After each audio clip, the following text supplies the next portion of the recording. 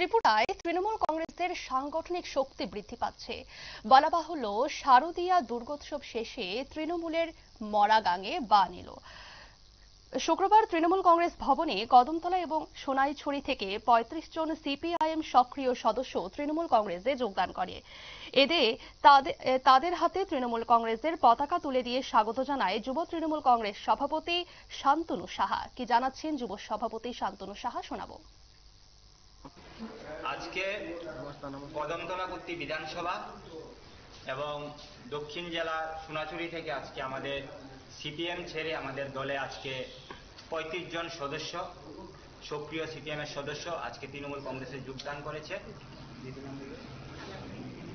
কদমতলায় আলম জাহাঙ্গীরের দিদির নেতৃত্বে আজকে কদমতলা থেকে যারা যোগদান করেছে তারা আজকে মমতা ব্যানার্জির নেতৃত্বে এবং অভিষেক ব্যানার্জি সেনাপতির। আপনারা শুনলেন যুব সভাপতির বক্তব্য। তবে এবারে এই যোগদানকে তৃণমূল কংগ্রেসের ক্রমবর্ধমান জনপ্রিয়তার লক্ষণ হিসেবেই কিন্তু দেখা যাচ্ছে। নিয়ে নিচ্ছে ছোট্ট একটি বিজ্ঞাপন বিরতির সঙ্গে থাকুন।